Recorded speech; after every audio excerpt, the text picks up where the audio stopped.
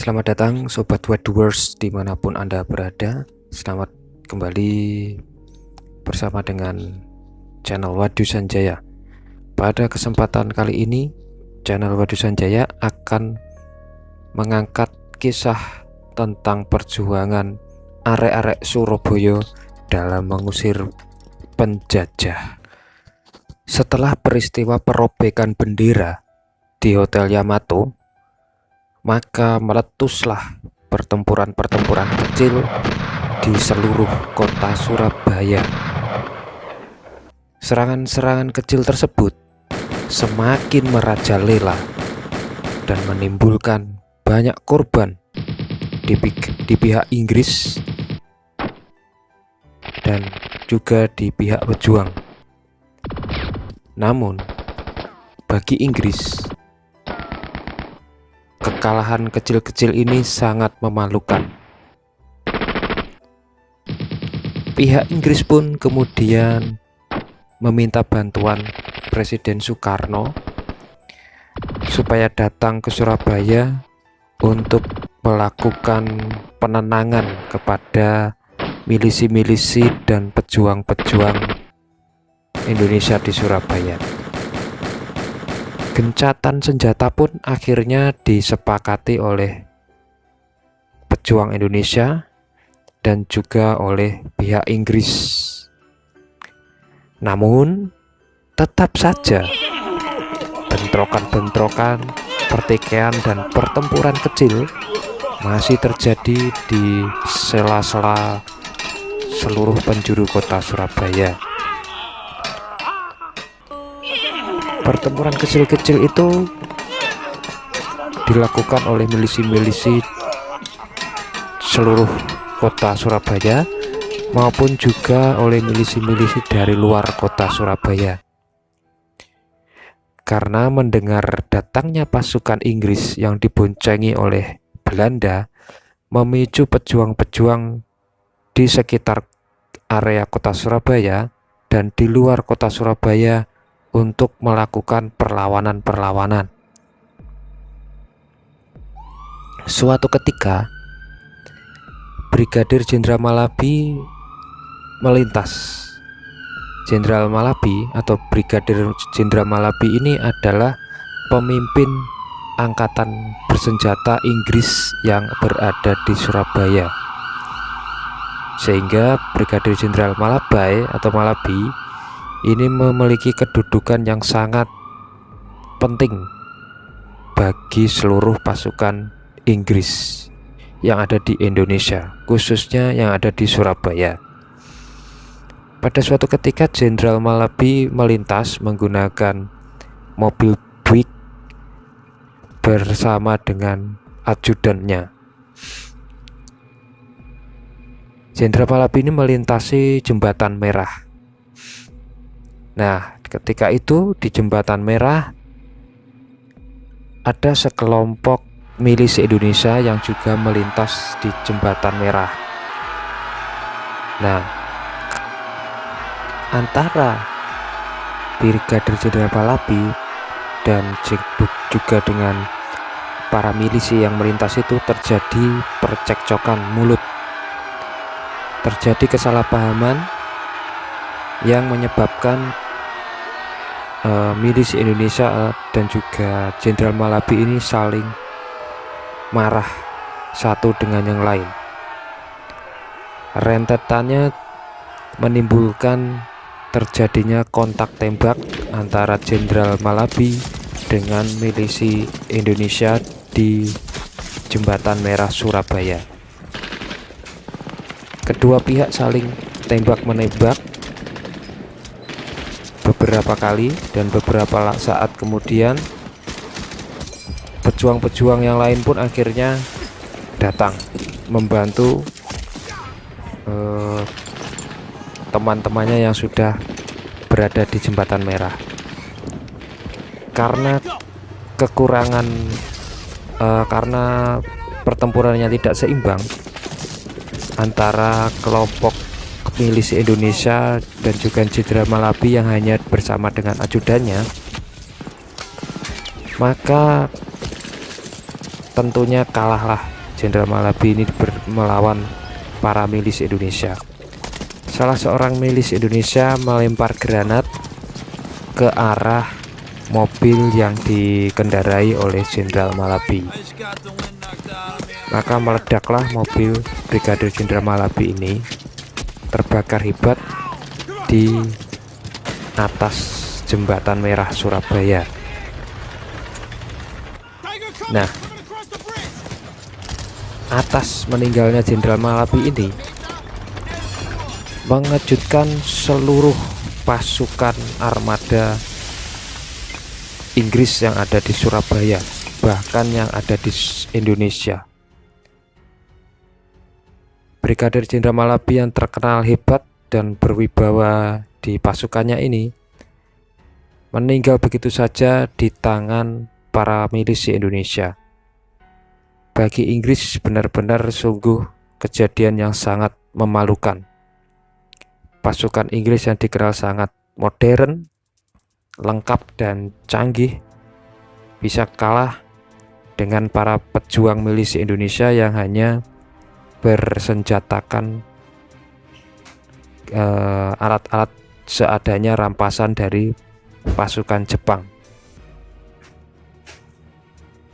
Dengan tewasnya Jenderal Malabi ini, pasukan Inggris merapatkan barisannya.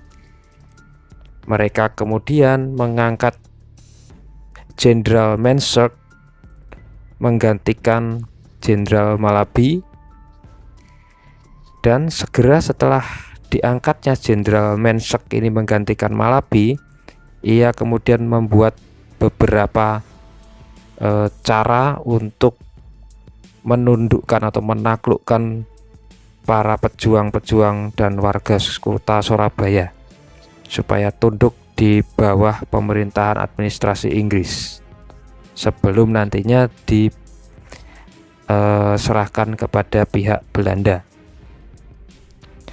Dan hal ini akan menimbulkan hal berikutnya, yakni Jenderal Mansert kemudian memerintahkan untuk memberikan ultimatum atau ancaman bagi penduduk kota Surabaya untuk segera menyerahkan senjatanya,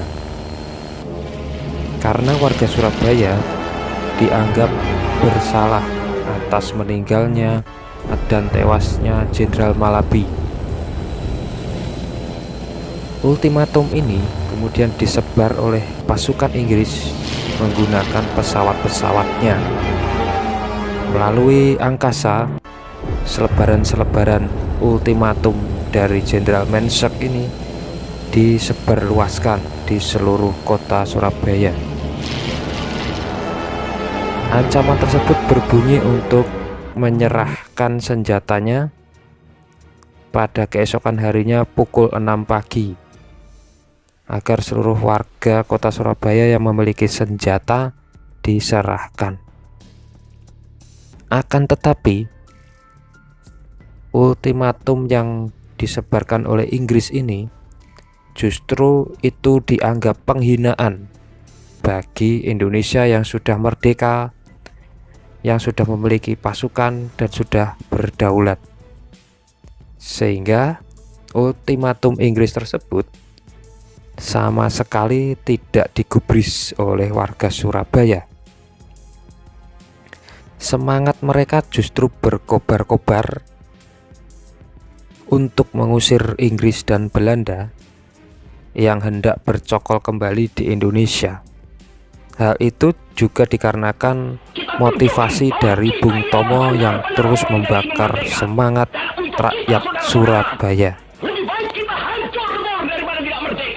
Keesokan harinya,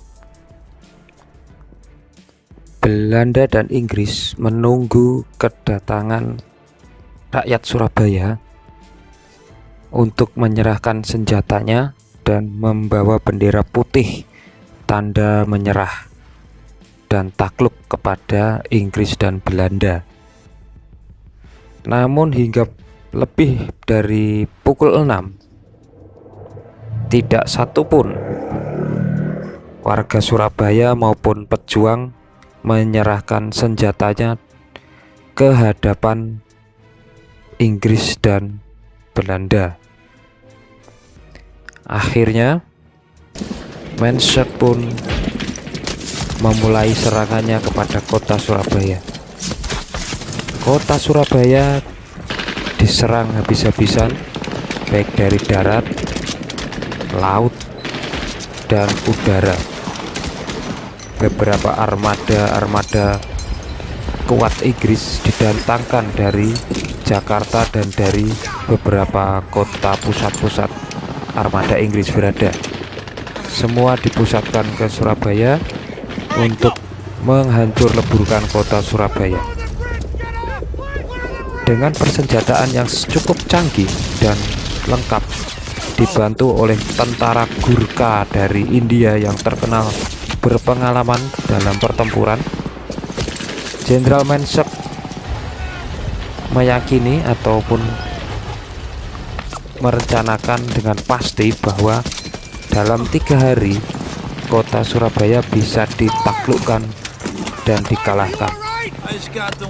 Dengan kepercayaan tinggi, Jenderal Mensek menyerang kota Surabaya.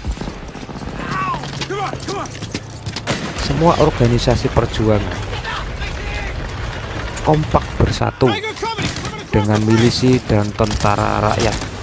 Mereka bersiap menghadapi bala tentara Inggris yang dikenal modern dan berpengalaman dalam pertempuran-pertempuran di Eropa. Pertempuran sengit pun pecah terjadi di semua area Surabaya. Letupan ledakan, bombardir baik dari pesawat, dari kapal, dan dari tank-tank Inggris maupun Belanda terjadi di seluruh kota Surabaya.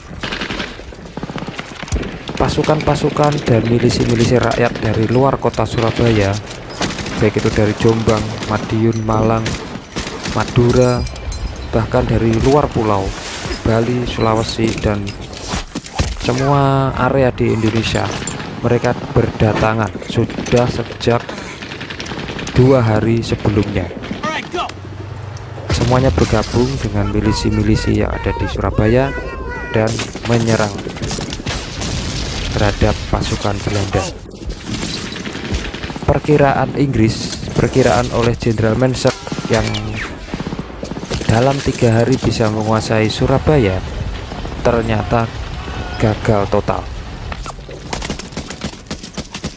Nyatanya, pertempuran yang terjadi di Surabaya terjadi tiada henti-hentinya selama 3 minggu. Korban pun berjatuhan. 16.000 pejuang Republik Indonesia gugur. Sedangkan di pihak Inggris yang didukung oleh tentara Gurkha yang terkenal hebat, 2.000 tentaranya meninggal. Kejadian ini sampai-sampai membuka mata dunia. Banyak mata dunia yang tertuju kepada Indonesia. Mereka takjub melihat kegagahan dan keberanian rakyat Indonesia dalam mengusir penjajah. Meskipun hanya bermodalkan senjata-senjata tradisional seperti keris, tombak, bahkan bambu runcing, dan beberapa amunisi dan peralatan perang rampasan dari Jepang, mereka berani menghadapi pasukan Inggris dan Belanda yang didukung pasukan Gurkha yang sangat terkenal berpengalaman dalam medan pertempuran. Peristiwa ini akhirnya dikenang sebagai Hari Pahlawan.